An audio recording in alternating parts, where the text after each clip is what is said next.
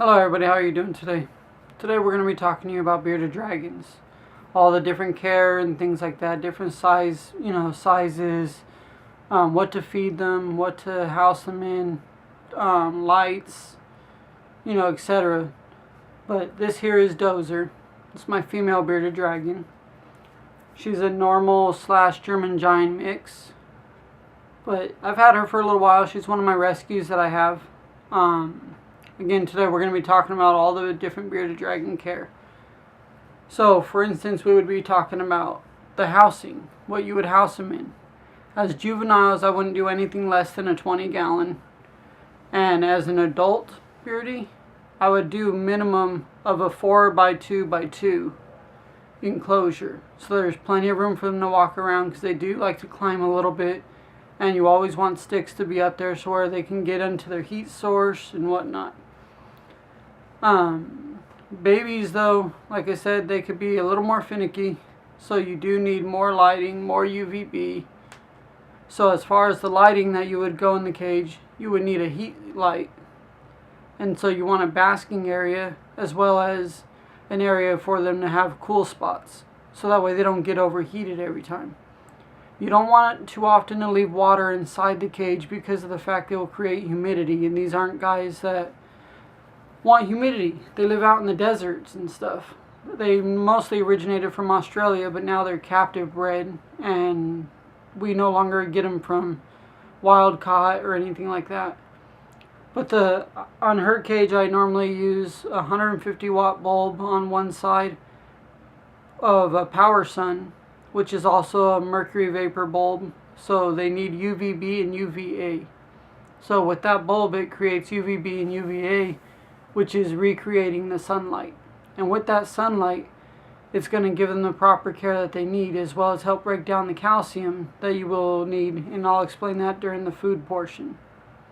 So as well as other things that you would need in the cage, substrate would be another one. The substrate, you can use paper towel for very simple solutions. So every day or two you can just take the paper towel out, clean it, disinfect the cage, and then put new ones down, so it's easy cleaning. Or I have these grass mats that you can use too that make them look a lot more natural, a little more better looking than just paper towels. And you can take these out, scrape them off, and wash them and reuse them. This I believe is from ZooMed. They make a grass mat, but they also make a desert mat too, so if you want it to look way more natural like their real environment. And as far as other substrate, there's some people have harsh feelings on using sand.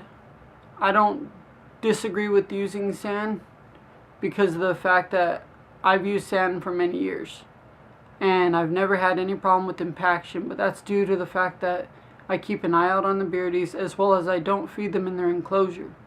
The more you feed the animal inside the enclosure, the more chances that they have to eating the sand, and they could get blockage, and if it's not taken to a vet immediately to help clear the blockage / go into surgery, it could be fatal.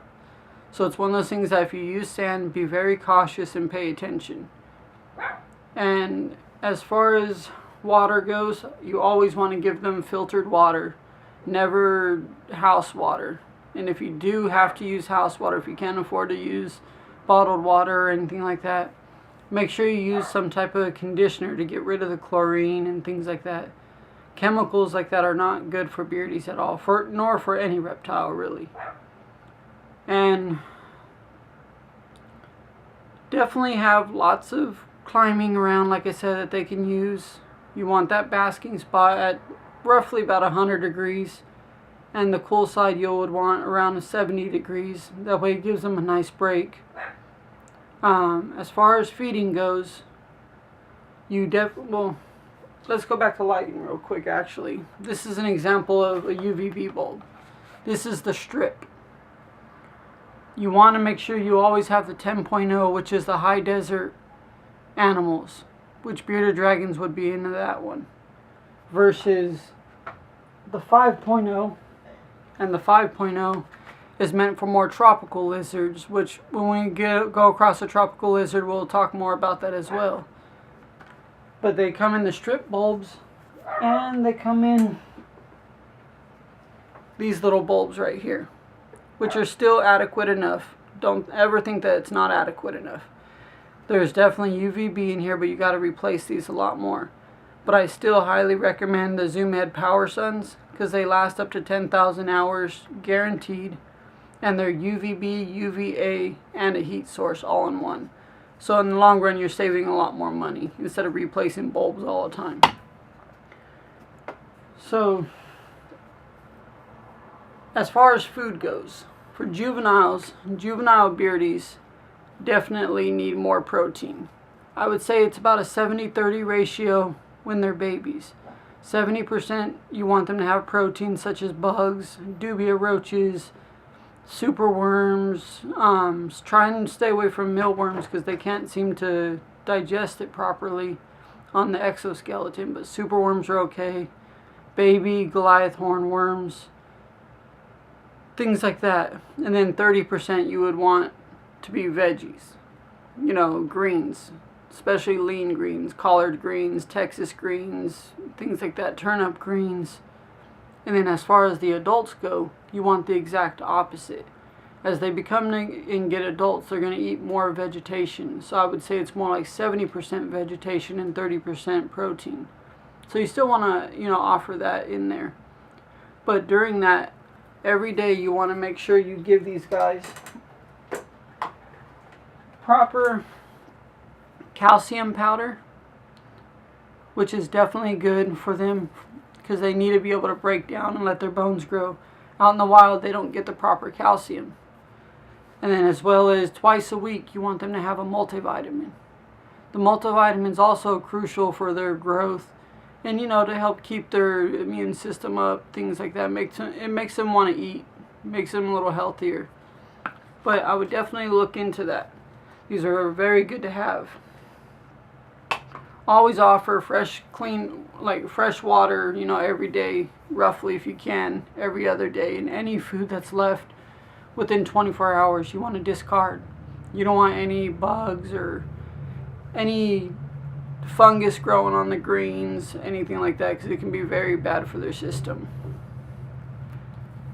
So another thing that we were going to talk about is the lights should probably be on around 10 to 12 hours a day to give them adequate daylight time. And then try and get them set on a schedule too. Don't just, you know, leave them on certain hours and stuff. Try and keep them on a morning to night schedule. That way they can be in, you know, a good, healthy environment. And they can live up to about 10 years, approximately. I mean, give or take a little. This girl right here, she's pushing about 8. So she's getting up there. She's my old lady. So she's very sweet. Bearded dragons are very docile. I've never come across an aggressive one unless sometimes you can create them to be aggressive. You definitely want to give them a bath once a week. Give them a nice little soaking so that way they can get all their nasty stuff off, and it helps with shedding, you know, and things like that. As far as signs for a healthy lizard would definitely be very active and alert. If they're active and alert, more than likely they're pretty healthy. You want them to have clear eyes, healthy skin, you know, eats regularly. Then you know you're roughly on the right track. But the red flags to look out for as far as in health is the weight loss for sure, lethargic, appetite loss. You don't, you know, if they're sleeping a lot, that's never necessarily a good thing. And I would also look into Burmation, and we'll go over Burmation later in another video if you guys like. They do sometimes get bumps and sores, or sometimes the shed will get stuck on, and the shed normally means that they're not getting proper lighting, things like that, so you want to check that out. But the shed, the stuck on shed is very easy. Just give them a bath, soak them, and then, you know, it will sort of come off on its own. One thing that I definitely want to talk about is MBD, metabolic bone disease. Metabolic bone disease in these guys can be very, very fatal, and I've lost several of them to MBD because of them being rescues. MBD is basically caused by, as a baby, you not giving them calcium and vitamins, all the essential things that they need that they wouldn't get in the wild. In that being said, MBD is something that they live with for a lifetime. It's not something that goes away. You will have to deal with them for a lifetime. It's very painful. So in order to keep without them getting MBD, just make sure you're using the calcium, the vitamins, and they need that proper UVB, UVA, and things like that, so that way it will help break down, because the calcium will basically help their bones grow. And MBD is making it to where their bones aren't growing properly. So they will essentially be suffering for the rest of their life. I would compare it somewhat to like arthritis, an extreme form of arthritis, but it's very, very, very painful. So it's something I would definitely check into. But these guys can be amazing. Some people say about not cohabbing. I don't believe in cohabbing, but I do believe in having them housed together if they can get along. Not all of them can be aggressive. These are just my beliefs. There's many beliefs out there, but I house 2 pairs of females, and not once have they ever fought each other. Not once have they ever bit each other. They never fight. They share. They get along. I've seen them interact with each other. They do create bonds. Reptiles are smarter than we think. They're way more intelligent than what people will ever understand. So some of the books and information you read can be very misleading. I would go based off of your gut / also things you read. But I would also, it's basically your history. What you are doing with them. How are they interacting? When you do let them interact, step in. Don't be afraid to get bit. It will happen, because they can be very aggressive if they're with each other. Males I would definitely recommend putting together ever, because they will kill each other. But females, they're a little more mellower when it comes to housing with each other. But like I said, I don't recommend cohabbing until you know what you're doing. But these are definitely very good beginner pets. Like I said, they naturally, as a baby, they're very docile. So I would definitely recommend looking into them. Just make sure you always do your research. 100% of the time is research. Little girl, you're going to get us in trouble. They can be very fun to play with, very active. As you can tell, she's extremely active. Once again, it's a good sign of a healthy lizard. But there's many breeders out there, or you can check your local rescues. If you have any more questions at all, please feel free to comment in the comments below. I'm going to be trying to upload weekly on a new animal or something you guys want to see. So definitely leave the comments. I will be reading every comment. I will answer every question. Don't be afraid. Don't hesitate to go in there. And make sure you click that subscribe button and help this channel grow. It's new, so I'm sorry about quality. I'm sorry about the nervousness. But we all got to start somewhere. So to everybody who has subscribed, thank you very much. I really do appreciate it. And it all helps. Every little bit helps. So if you want a girl like this, check your local pet stores / rescues. I will maybe try and leave a few rescues in a link, inside the YouTube. So if you need anything, just, like I said, feel free to ask. I'm only a question away. So thank you everybody for joining in tonight, and I really appreciate it. So to all that support me, thank you again. Have a good night.